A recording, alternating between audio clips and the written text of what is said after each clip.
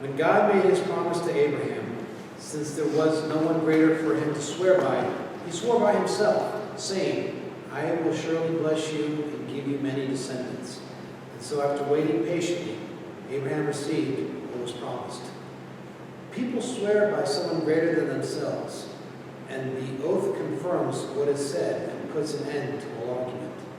Because God wanted to make the unchanging nature of his purpose very clear to the heirs of what was promised, he confirmed it with an oath. God did this so that by two unchangeable things in which it is impossible for God to lie, we who have fled to take hold of the hope set before us may be greatly encouraged. We have this hope as an anchor for the soul, firm and secure. It enters the inner sanctuary behind the curtain, where our forerunner, Jesus, has entered on our behalf. He has become a high priest forever in the order of Melchizedek. This is the word of God for the people of God. Thanks be to God.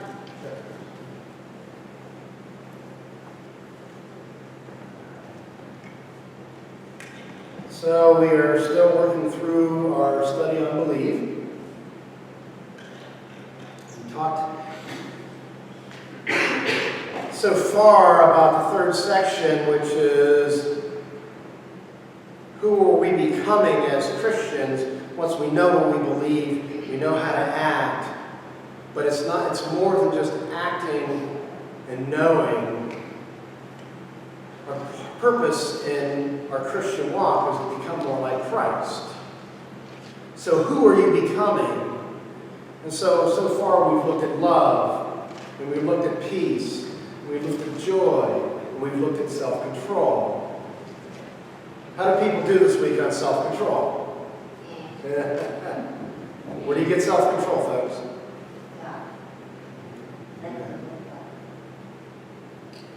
This week we're talking about hope. Now hope, like the word love in our culture, if you were around for the love sermon, the word hope has many meanings.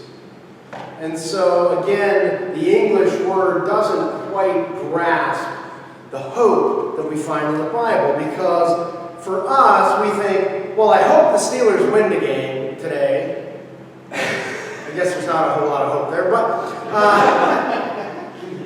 or I hope I get a good grade on my paper, or I hope I get that raise or that promotion, or I hope that, I'm able to get out of my debt, or I hope. But it's a wishing type of hope.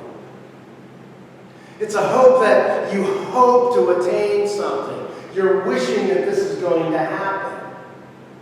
And what we're really saying is we just want it to turn out the way we want. Because I would imagine that people in San Francisco hope that the 49ers win today. Only one team's going to win unless it's tied. But then neither hope wins, right? Merriam-Webster dictionary defines this type of hope as to cherish a desire with anticipation, to want something to happen, or to want something to be true. But folks, we all need hope to survive. A number of years ago, researchers performed an experiment to see what the effect of hope was on those undergoing hardship. So what they did is they took some rats, two sets of rats. They put one set of rats in a tub, and they let them swim. The other set of rats they put in a tub, and every once in a while they'd reach out and put them back on shore, and then they put them back in there. And the rats that were able to be taken out lasted about 24 hours. The rats that were in the tub by themselves and never had a chance for anybody to pull them out drowned within an hour. Why? Because they thought that because it had happened before, they had a hope that somebody was going to reach in there and pick them up and put them down and take them out of the water. They had a hope that if they kept swimming long enough, that they could get out of it. The ones that were just in the tub and nobody went to go get it, they gave up. Now, if that can happen happen for a rat, what do you think it does for human beings? These animals somehow hope that they could just stay afloat a little longer. If we could just think we could stay afloat a little longer. The writer of Hebrews here, I'm going to try to put this in context. The writer of Hebrews is a Jewish Christian, writing to Jewish Christians who are under persecution. Like most of the letters written to the church in the first century, it's about everybody being under persecution. Now, these are Jews that have become Christians. Some people think this was written to Jews in Rome.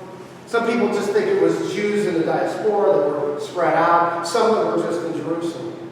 But it was obviously to a small congregation of Jewish Christians. And it's not really a letter. It doesn't even introduce itself as a letter. It's more of a dogma. It's more of about understanding that, yes, that Christ came as part of the plan of God. And that as Hebrews, they understood the Old Testament, but Christ comes and fulfills that.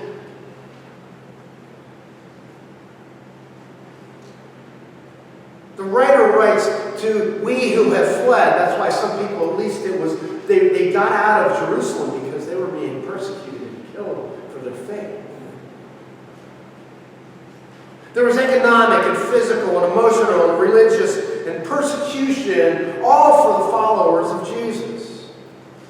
We must understand this to understand Jesus' words of comfort to his disciples. We also need to understand this as we read any of the New Testament. What is the context in which it was written? Overall, the message of the gospel of Christ is a message of hope. Merriam-Webster defines this type of hope as desire accompanied by expectation or belief and fulfillment. Hope in this context isn't just wanting something, it's knowing something. The writer of Hebrews later in chapter 11 tells us, now faith is confidence in what we hope for, an assurance about what we do not see.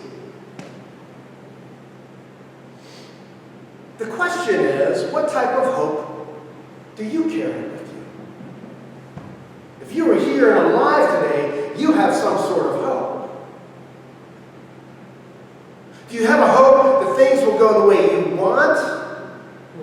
Or hope that wish that something's going to happen? Or do you have an assurance of what you hope for?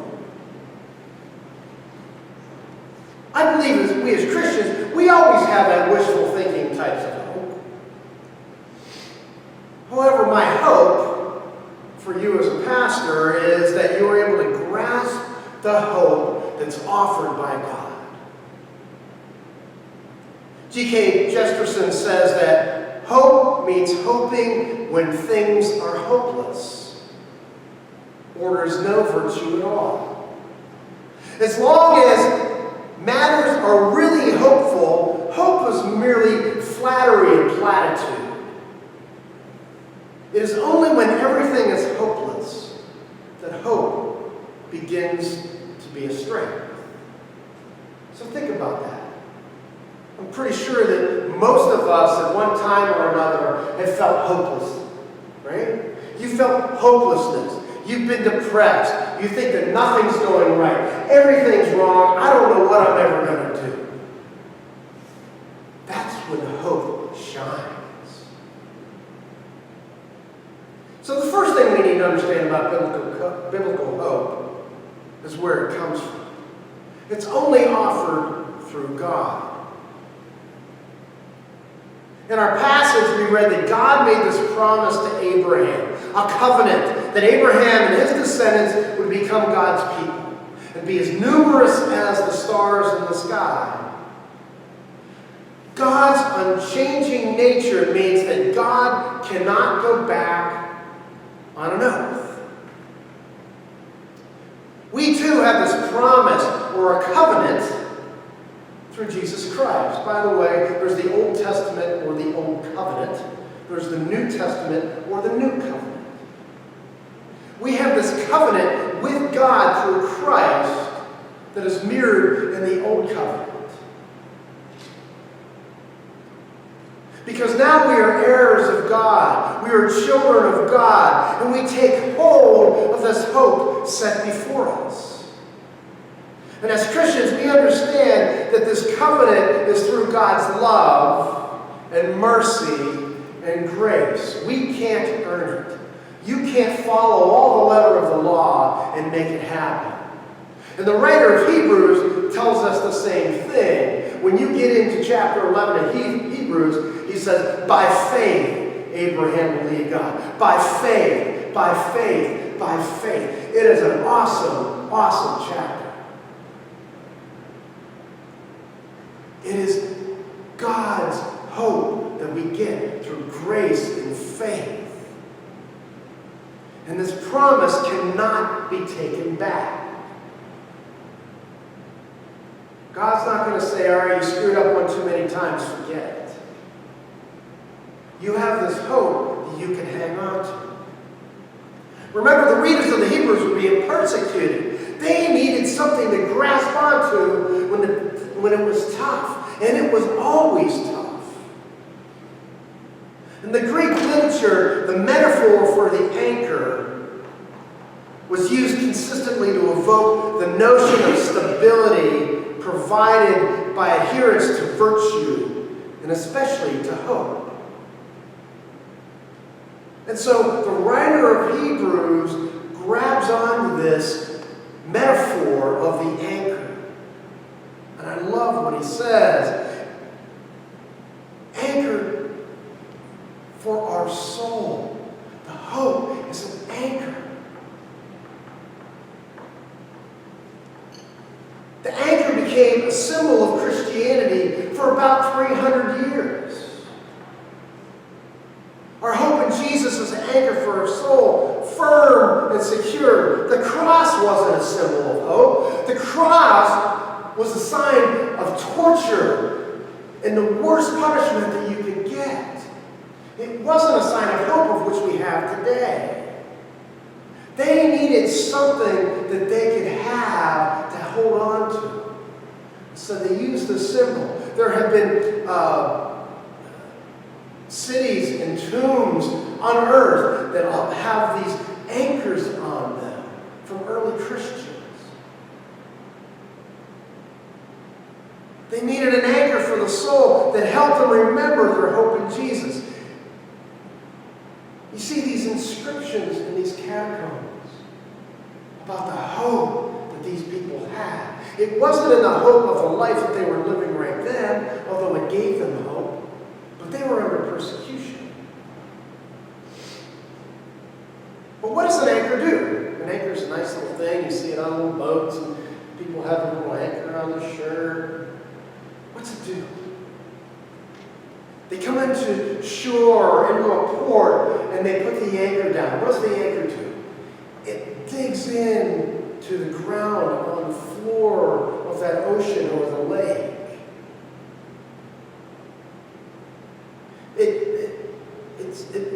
No matter what the tide that comes in, or the storms, or the waves that come in, that boat is anchored.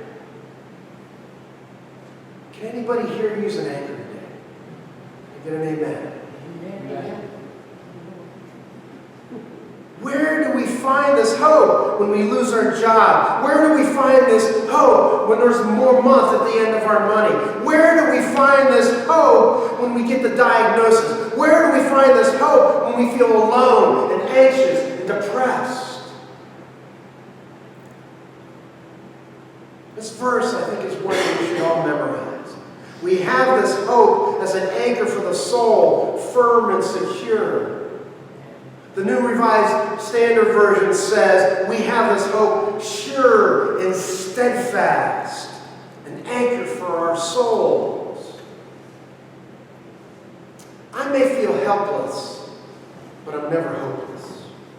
No matter what cards life deals me, I can have hope. Why? Because my hope is not built on my job. My hope is not built on hope is not built on my circumstances. My hope is not built on other people. My hope is built on nothing less than Jesus' love and righteousness. Amen? It's on God's promises that I know that I have this hope. The second thing we need to understand is that our home is secure or sure and full firm. The image here is that this anchor was built well, that there's no cracks in the anchor. The rope that got thrown overboard that ties the ship to the anchor is not frayed. It was twined well. It's secure and firm and sure. Our hope we have is sure. It's not wishful. It is sure. As I said before, God's promises are sure. We need to trust that our anchor is firm. And we need to understand that it's secure or steadfast. That we have this anchor that is attached to the bottom. We don't have a 50-foot rope with 100 feet of ocean. It's not just giving us drag. It's dug in to the rocks and the clay and everything that's underneath. Our hope rests on the promises of God. God's love for you is secure. Your anchor is secure. If you have this hope, an anchor for your souls, then it should change the way you live your life.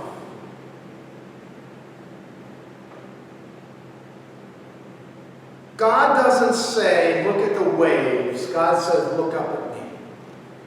God doesn't say, I see, look at that tide coming in. This is going to pull you back out to sea. God says, look at the promises that I've given you.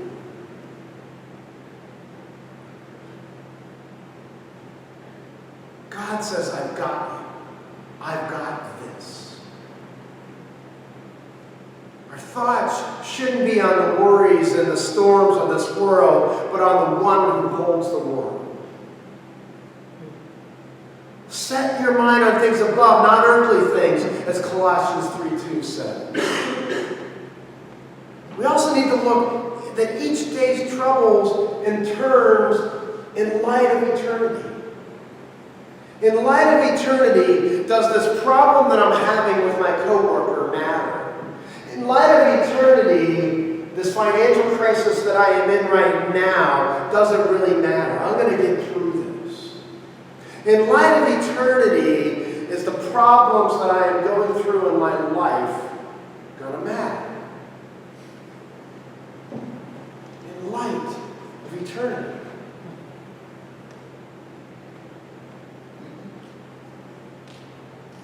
I will tell you what does matter. Your relationships matter. Your relationships with God and your relationship with your fellow human beings. Amen. That's what matters. It's not the car you drive, the house you live in, what degrees you've gotten. It doesn't matter about your looks and your passions and your abilities. What matters is that you love other people and that you love God.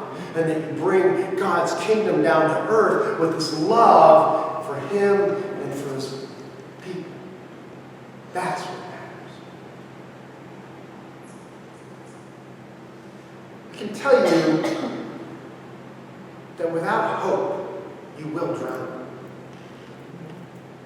My stepmother had a stroke a little over a year ago, and I got together with the whole family.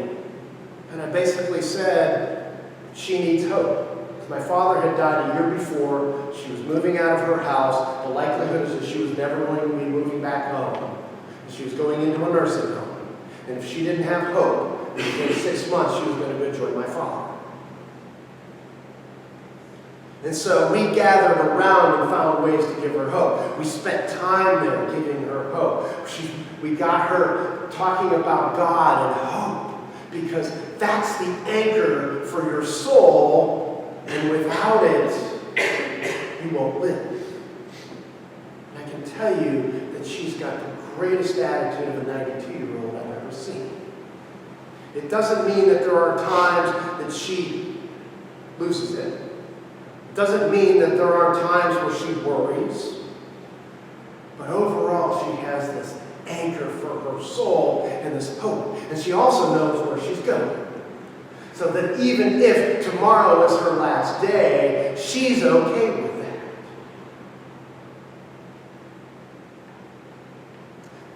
Claire Booth Luce tells us that there are no hopeless situations. There are only people who have grown hopeless about them. See, folks, Christian hope is not wishful thinking. Christian hope is anchored in the actions of God's past, the promises of God's presence now, and the confidence that God will keep God's promises in the future. God always keeps promises. God has the power and the strength. God will give us the strength that we need.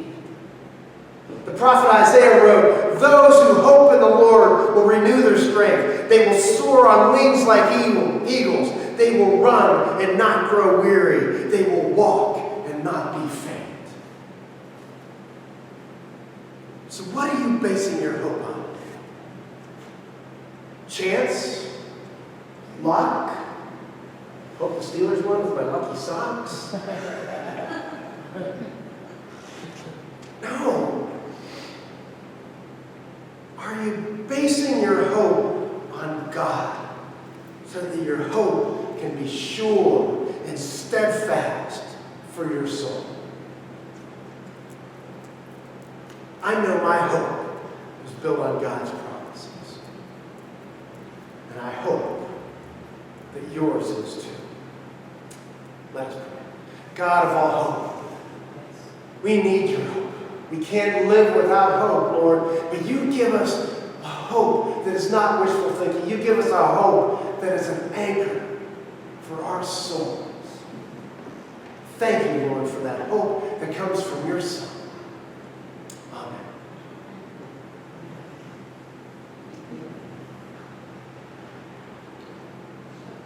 The last part of the verse, or the section that Chris read for us, talks about Jesus entering the most holy place, behind the temple curtain.